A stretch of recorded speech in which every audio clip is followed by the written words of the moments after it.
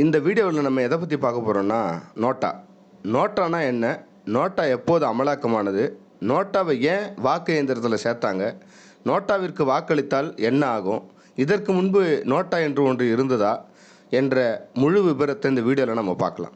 மாநில தேர்தல் துறை 49 விதியின்படி வாக்குச்சாவடி அதிகாரியிடம் சென்று யாருக்கும் வாக்களிக்க விருப்பமில்லை என்று தெரிவித்து அதற்கான படிவம் எண் 17A இல் கையெழுத்து அல்லது கைரேகையிட்டு வாக்களிக்க மறுத்துவிட்டனர் என்ற பதிவேட்டில் பதிவு செய்ய வேண்டும்.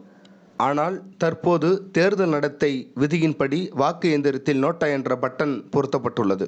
உச்சநீதிமன்றம் 2013 செப்டம்பர் 27 மேலுள்ள வேட்பாளர்கள் யாரையும் பிடிக்கவில்லை என்பதை தெரிவிக்க நோட்டாவை தேர்வு செய்ய வாக்காளர்களுக்கு வாய்ப்பளிக்க வேண்டும் என கூறி வாக்களிக்கும் தாள் மற்றும் இயந்திரத்திலும் நோட்டாவை சேர்க்க உத்தரவிட்டது.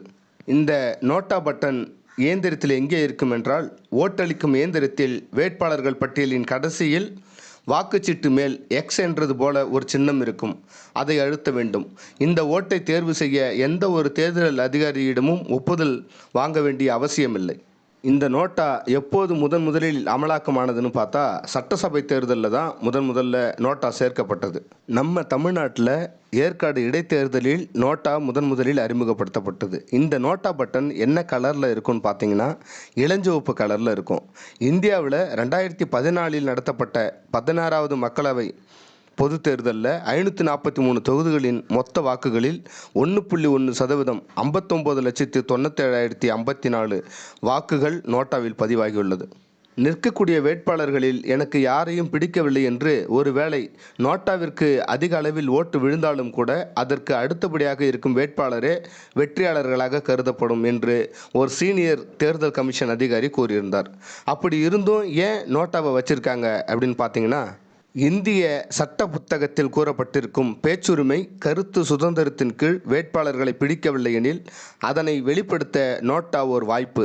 சரி, அதனால் என்ன ஆகும்னு யோசிக்கலாம் நீங்கள். அந்த நோட்டா எண்ணிக்கையை வைத்து வேட்பாளர்களின் மதிப்பையும் கட்சி வேட்பாளர்களின் தரத்தையும் வாக்காளர்களின் கருத்தையும் மதிப்பிட முடியும். சரி, இந்த நோட்டா சிஸ்டம் இந்தியாவில் மட்டும்தான் இருக்குதான்னு பார்த்தீங்கன்னா இல்லை.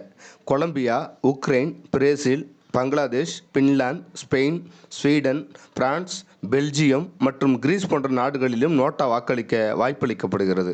நோட்டாவின் ஓட்டு எண்ணிக்கையை வைத்து மறுதேர்தலும் நடத்தப்போவதில்லை.